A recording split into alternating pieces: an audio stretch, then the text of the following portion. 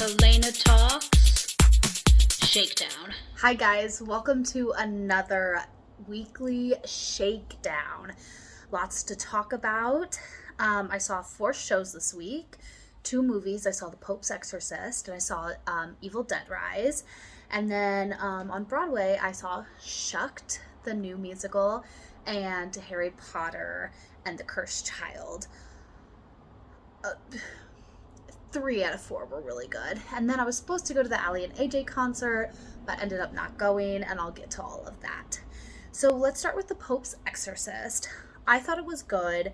It was a rated R horror film about the real life events of Father Gabriel Amorth, and he claims to have performed over 10,000 exorcisms.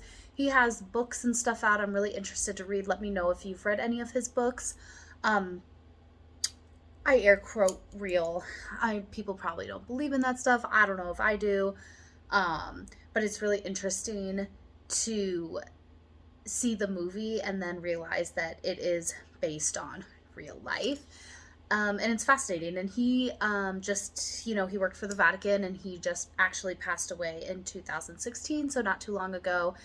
And I found it really fascinating. So anyway, I personally liked the movie, but let me tell you why it is rated R.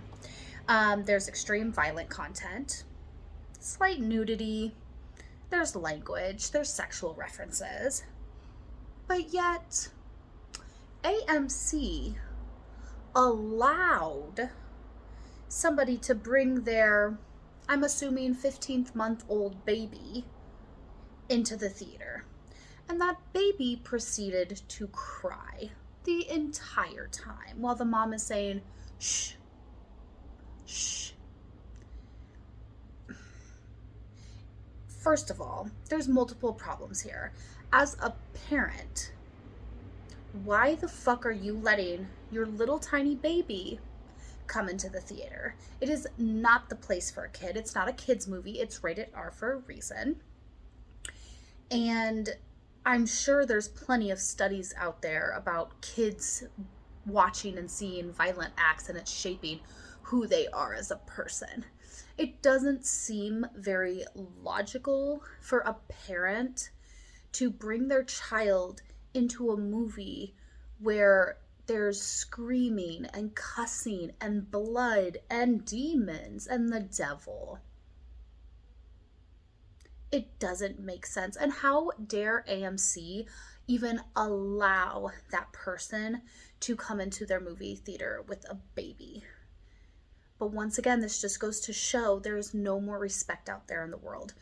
It's just everybody else's world and we're all living in it. And it is so sad. Every time I go to the movies or Broadway or any sort of event, I'm like, okay, this is going to be good. This is going to be good. Like, I'm just freaking out over nothing. No, every single time people are just on their cell phones. They're talking. They're getting up and down. They bring in crying babies. Absolutely not. It's very frustrating. And same thing with Evil Dead Rise. And these movies are dark. Not only dark in content, but dark visually. And everybody has their cell phones on, just texting away or Snapchatting a part of the film with their brightness fully up. Once again, it's their world and we're just fucking living in it. And it just blows my mind how disrespectful people are and how far we have fallen from just decent human respect. And theater etiquette. Obviously, I almost can't even blame these kids because it's the parents. I bet you they have not been told once in their freaking life that is not okay, because their parents do it too. I watch it happen. Adults my age and a little bit older are on their phones. We're addicted to them. I'm perfect. I turn mine on airplane mode. And every once in a while, I'll look and sneak and see at the time, and that's a joke, I'm not perfect, but you bought tickets to the movie, which is not cheap, by the way. Movie tickets are fucking expensive. unless you get the AMC pass and be a stub member like I am. 3 movies a week for free, $25 a month. Easy peasy. But anyway, you've spent a lot of money on coming to see the show, and then you're just gonna look at your phone the whole entire time? Are you that important that you need to check your phone every 2 seconds? Your friends, your lovers, everybody can wait. And keep your baby at home. Like, I'm sorry, but you chose to have children, and if you can't find a babysitter, then you need to stay at home and watch a movie at home until you can find a babysitter so you can go see a rated R movie with blood and gore and screaming. Because nobody wants to listen to your fucking child. Anyway, Evil Dead Rise, also rated R, horror film, but it didn't make the mark for me. I looked it up and it did better than the Pope's Exorcist, and I think it brought more money into the box office and it had better ratings, but I was kind of bored, but to each their own. Once again, it's hard to, be into a movie when everybody's on their phones with the brightness turned up, but even if people weren't disrespectful like that, I don't know, there was just something.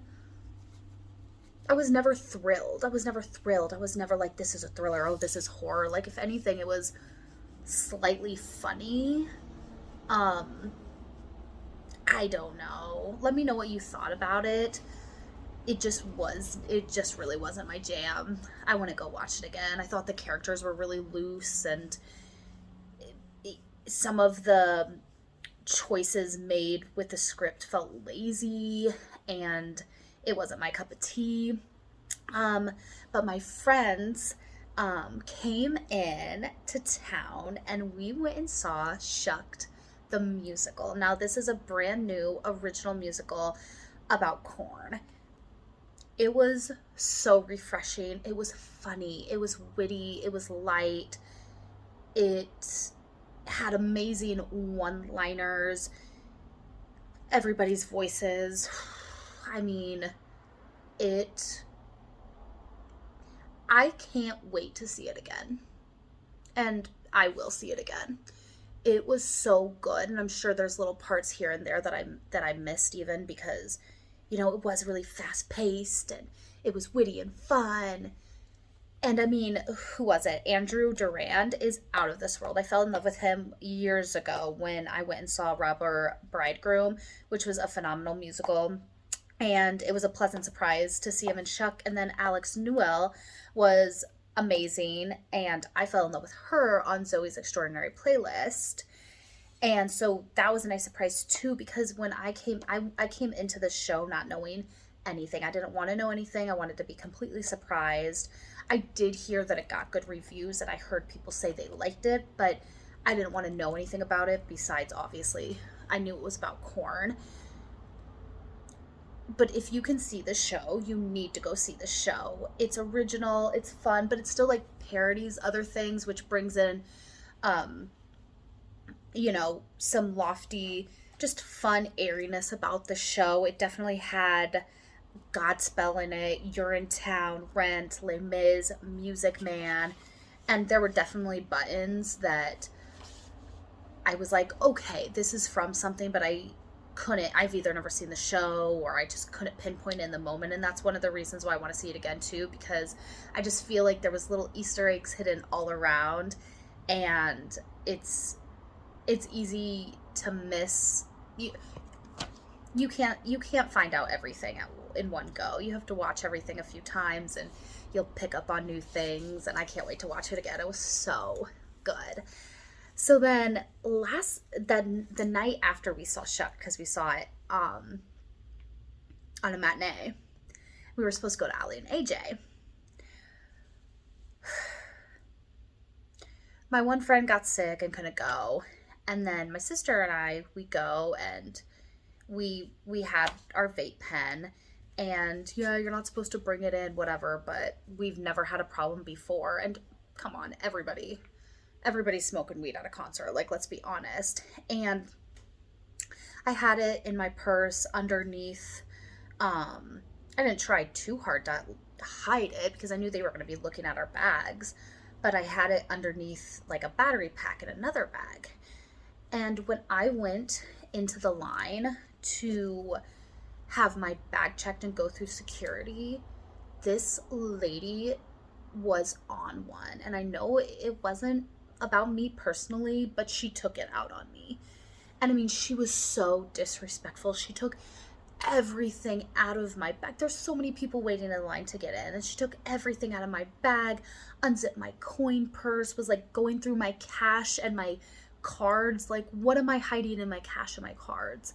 She opened my battery bag and took out all of my cords and my chapstick and my hand sanitizer, and like is looking at everything. And then she gets the weed pen. She's like, you can't take this. It's like she knew I was coming in with it.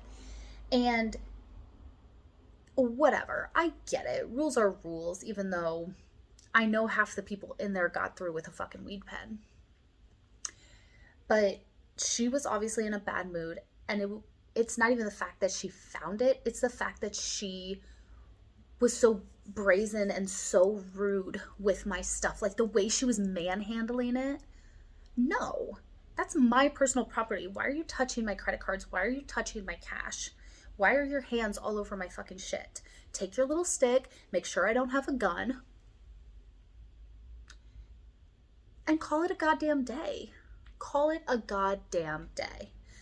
So that was really frustrating. And then when I was like, okay, well, we're gonna leave, because at this point I'm just in a bad mood. And she just takes everything so rough and just shoves it into my bag, and then it's like, okay, bye.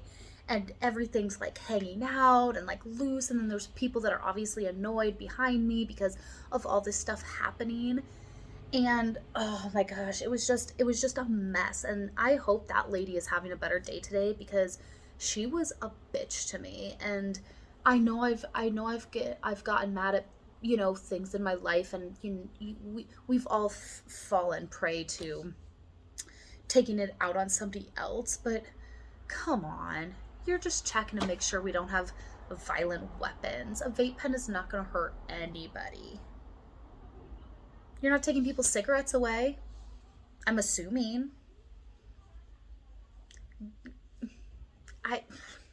It was just a lot. It was a lot. So we went in, we grabbed a beer, and we kind of just like molded over what we wanted to do. And we just decided we were going to go home, because the next day we came back into the city and we saw Harry Potter and the Cursed Child on Broadway. And so it used to be in 2 parts, and Stevie had won tickets, but she couldn't go to the second part. So it was kind of crazy, because she went and saw the first part, and then I went and saw the second part. So it was just strange. But they finally condensed it into one like 3 hour 45 minute play. I have the cups. And I mean, it was fun, it was magical. I mean, you could see, like, I could definitely figure out some of the tricks, even though I didn't want to think about it too hard because it takes away the magic. But you know, there were trap doors, and I'm sure that like the way the stage, I'm sure it was like a lighting effect, but it was just so cool, because when they were time turning, like the stage was like ooh, and it was so fun. Like the pyrotechnics were fucking awesome. The Dementors, out of this world. If I was a child, I would be scared. I mean, it's a good play. It's a good play. And we were actually there during its 5-year anniversary, and the Lyric Theater is just fun. You know, it feels like newer. The carpet is Harry Potter. They decorated the walls. There's Patronus. The kitty just scratched me. Patronuses on the walls, and they have amazing photo opportunities, and they gave us Harry Potter glasses, and they have a telephone booth, and it was really cool. Like, it was really an immersive experience, and I definitely think that makes it to a bang for your buck, because obviously musical theater tickets are pricey, and anything these days are pricey. So if you can just go that little bit like extra and provide, it just makes it better, and it makes people willing to spend their money when they feel like they're getting not only good show out of it, but just that little bit of an extra nuance to it. So I thought Harry Potter was great. But once again, there were people talking. The theater etiquette was so bad. The people in front of me were talking the whole time. The people in back of me, one person took a fucking phone call and was on the phone, and his voice was so guttural and low, and it was just it was literally vibrating. You know how sometimes like a low speaking voice almost like vibrates your soul? I mean, not acceptable. Not acceptable at all. And I know 100% that you spent over $100 on those tickets. I'm glad $100 doesn't mean anything to you, but don't ruin it for me, because I work hard for my money. And when I spend it, I want to make sure I'm getting my money's worth. And it's really hard when you have such a beautiful show and a beautiful atmosphere, and then it's ruined by a complete stranger. And I'm not scared to be like, shut the fuck up. I turned around and I was like, you're being rude. But then by that, like, I'm talking, you know? So during intermission, I was like, oh, do I be a Karen? Do I go tell, like, the people that these people are being really annoying and they're talking? And then I decided against it, because I was just like, I'm going to try to just not listen to them speak. But man, it's hard. It's a hard, come on, people. Theater etiquette is so important. And if you cannot control yourself, then you should not be going to events. You should not be going to events. Clown Town, changing topics, complete 180. We're back on to Leah Thomas and Riley Gaines. And there was a meme posted on Facebook, and it said, I stand with Riley Gaines, hashtag save women's sports. And I wrote in the comments, I said something like, I agree, men don't belong in women's sports. That's all I said. I didn't say anything mean, anything hateful, nothing offensive. And then I find out that Facebook blocks and hides my comment because it was considered offensive language. Offensive to who? It's wild. It's wild. Nothing remotely offensive was said. Sorry if I hurt your feelings a little bit, or you're too fragile to realize that other people have opinions, but I was fuming. I was fuming because it just really puts into perspective that free speech is being taken away from us, and it's actually terrifying. It's terrifying. We need to save free speech. So now we're on the topic of Black versus white America, because I think it's funny. Nothing that happened is funny. It's very sad. It is tragic what is happening. Somebody knocks on the wrong door. Somebody pulls up into a driveway and they get shot or they get murdered. It is tragic. But what I'm pissed about is the fucking news media. Because anytime a Black person is the victim of a crime, they have to let you know a white person killed a Black person, but anytime it's a Black person that commits the crime, they do everything in their power to just not say what the race is. They'll flash a picture real fast so you see them, but they won't leave it on there too long because God forbid Black people create any acts of violence. It's only white people. So sadly, Ralph Yarl, is that how you say his name? 16, was shot in the head by Andrew Lester, who is 84, when knocking on the wrong door. Tragic. And maybe it did have to deal with racism. Probably did. The guy's 84 years old. He's seen a lot. Not saying it's right, but he's probably not all there, and who knows? It's not an excuse. It's not an excuse. This man was in the wrong, and he deserves to go to jail. Nobody should just be shooting at people when you could have just not answered the door. You know what happens when somebody knocks on my door? I drop to the floor and I fucking crawl. I ain't answering no door. You text me like a normal person and say, hey, I'm outside of your house. Get down here, bitch. We're going to go get drinks. You don't fucking knock on my door like a fucking weirdo. But anyway, he thought he was going to a different house and he knocked on the wrong door and this guy shot him in the head. Now he was out of the hospital, supposedly with severe injuries. I don't know. He was out of the hospital in 3 days, so at least he didn't die. So that's the plus. But everywhere in the news was race, black versus white. Yeah. Oh yeah.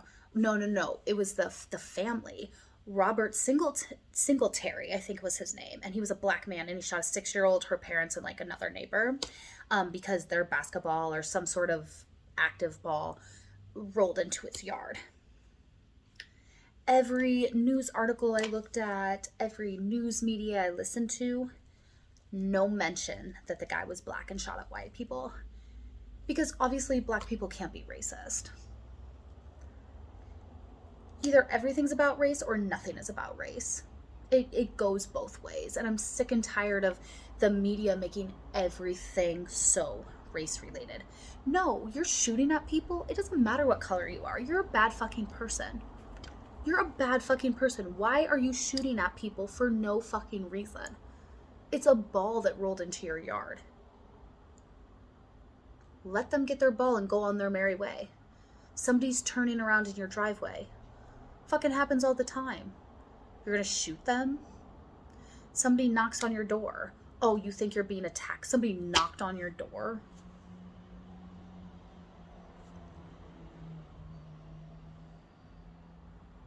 Clown Town. Use your head. These people, it doesn't matter if they're black or white. These people are crazy. These people that are just willing to shoot willy-nilly at anything that fucking happens to them or at them, and they're willing to shoot somebody and ruin their own life. You're insane. But plain and simple, you are insane. So I think we need to stop making everything about race and start focusing on, obviously, mental fucking health, because a normal fucking person doesn't go around shooting people. Ugh. It's just, it's getting out of hand. It's getting out of hand. The UN is under fire for suggesting minors can consent to sexual activity. They should be under fire if this is true. I need to look into it a little bit more. We need to be protecting the children. The world standards are crazy. I talked to a man about like statutory and age and what he thought was creepy, because I know there's a new movie with Jennifer Lawrence coming out, and I did realize that the kid is 19, so he is of age, but I thought he was like 16, so I was really weirded out. But I believe Jennifer Lawrence's character is like 35, and his family wants her to fuck the 19-year-old, which is already weird in itself, because they want him to find a woman and have a life. I don't know. The premise of the movie seems just very predatory to me, and I don't like it. I'm gonna watch it because I want to critique it and see what it's about, and maybe I'm just making shit up in my head. I don't know. But I asked him about the movie, and I said, do you think that's a little predatory? And he said, well, if I had a son and he was fucking a 35-year-old and he was 18 or 19, I would give him a high five. But if it was my little girl, there would be a problem. But that's the problem in your answer, is you want your son to be preyed upon by older women. Is that a weird sexual fantasy in men's mind? That's weird. But once it happens to your daughter, absolutely not. I don't know. I just don't think. I think when you're in your 20s, people say age doesn't matter. But in a lot of ways, age does kind of matter. Because when you're in your teens, you're 18 or 19, and you're dating somebody in their late 20s, they're at a completely different point in their life than you are. And there's your brain at 18 and 19 has years before it's fully even developed. That should say something. Now, when you're in your late 20s and they're like maybe in their late 30s, maybe it becomes a little bit different. Definitely in your, 50s and 60s, it's age doesn't matter. But you're going to be 90 and your wife is going to be 50 and then you're going to go die. Like, I don't know, like, to each their own. Like, when you're an adult, when you're old, do whatever the fuck you want. You ain't bothering me. But when you're a child, I don't know. I just think it's weird. I think it's strange, and it's alarming to me that somebody would say that answer to me and say, if it was my son, have a celebration, fuck yeah, high five. But if it's your daughter, it's absolutely unacceptable. No, they're both kids. They're both kids. So I thought that was a little alarming. So yeah, I don't want to read into the whole UN thing and jump to conclusions if it isn't factual. Just like how people are spewing the don't say gay bill. And it's like, it literally does not say anything about not saying gay. It's the Stop the Sexualization of Children Act. And that's really fucking important, because why would you want to sexualize your children, you fucking perverts? You're fucking weird. Why do you want to sexualize children? Let kids be kids. Let kids be kids. I understand you want to open them up to different, you want them to be socially inclined to accept people and be inclusive and know different religions and different types of people. I get that, but there's ways to do that without sexualizing children. It is literally disgusting. So I'll read more into the UN and see what is happening with that, with the statutory age, and if they're really saying that children can consent. Because I'm here to tell you, think, just take a fucking second and think back to when you were 15, 13, 18 years old. And you're sitting here, probably in your late 20s on. You were a completely different person. Think of how many situations you were in where you think back and you're like, ooh, that wasn't good. I let that happen to me. Somebody allowed that to happen to me. I'm sure you can come up with a million stories that were so unacceptable. And now we're just willingly trying to push sexualization onto our children. I don't know. It's fucking dirty. It's nasty. Just let kids be kids, man. Just let them be kids. Oh. So something that happened this week. So I'm gonna tell you this. I don't know. Let me know if you like Bert Kreischer. I like him. But he has this joke about people getting into other people's business. So I'll end with this story about one of the days I had this week. So basically, Bert Kreischer, and it reminded me of this joke because it's a really funny joke, and you guys should all go watch Bert Kreischer because he's funny.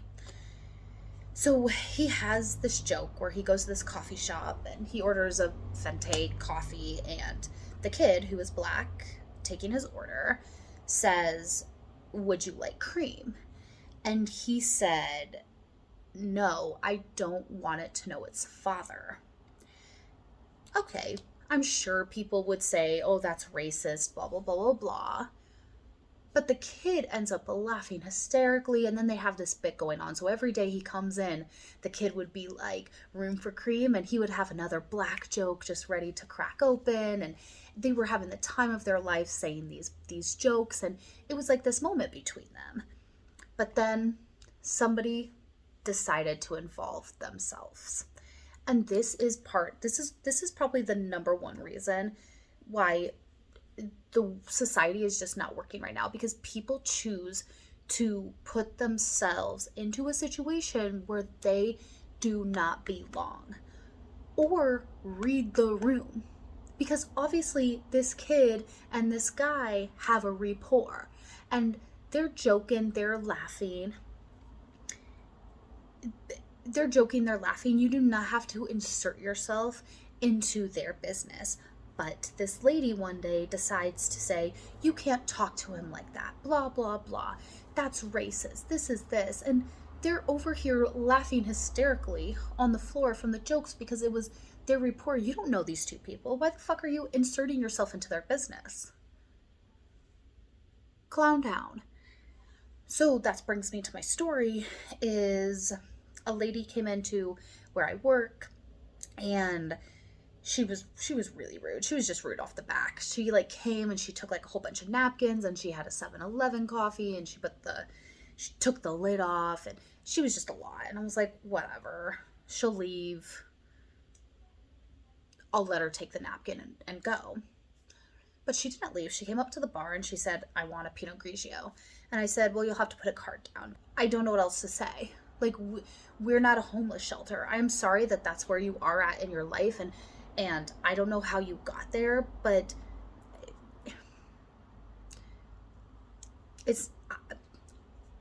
you're not my responsibility.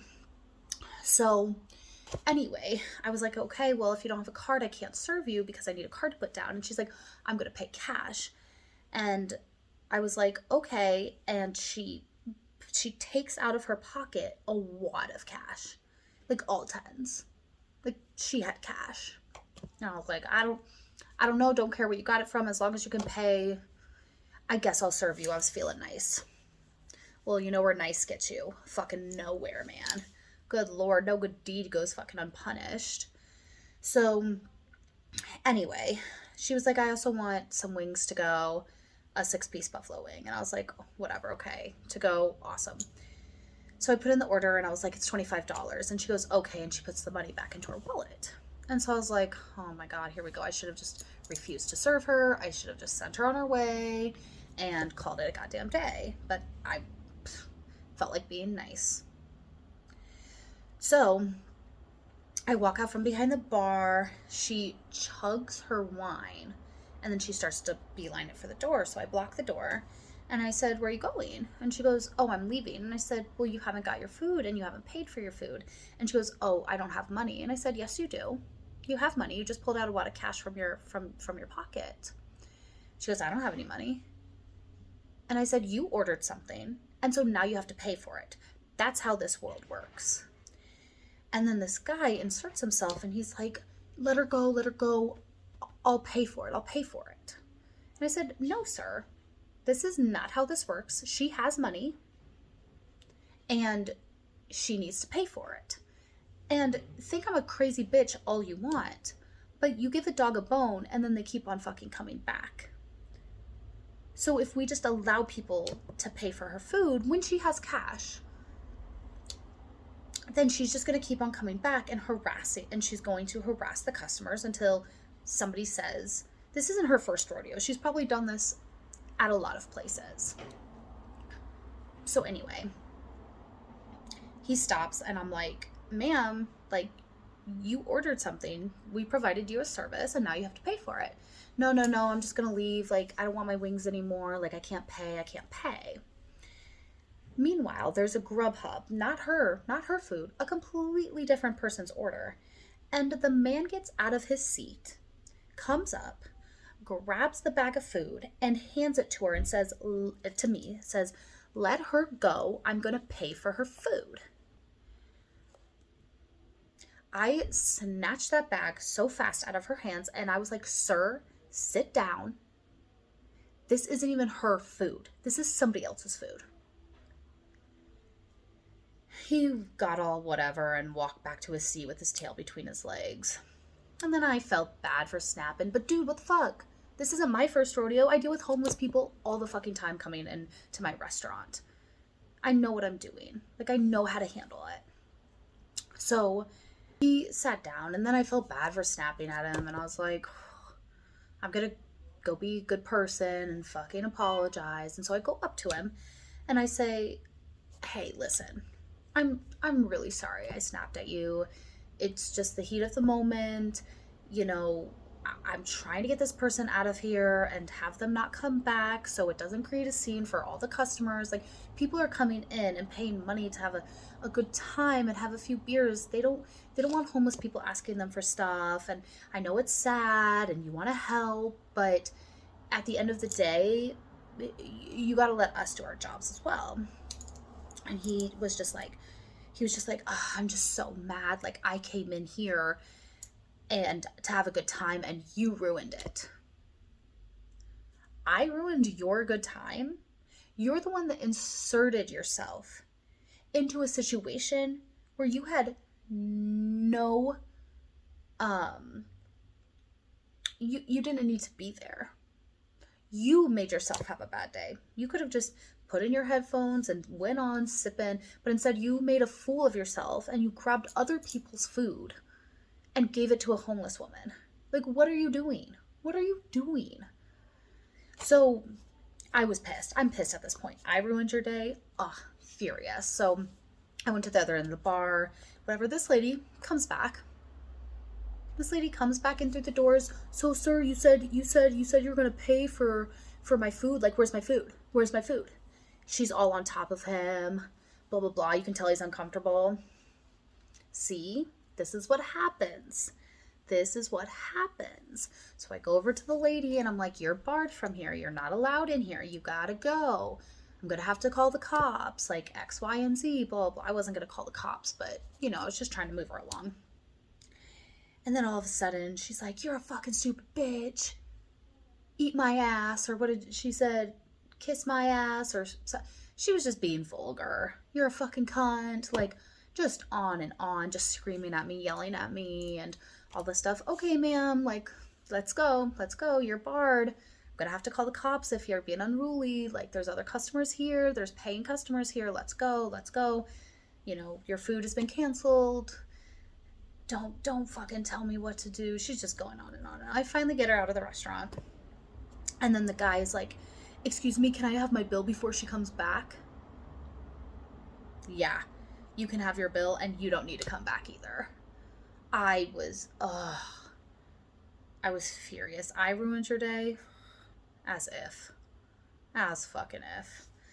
So that was just my little restaurant story of the week. So let me know what you think. But thanks for tuning in to this episode of the Shakedown, and I will see you next week. Bye, guys.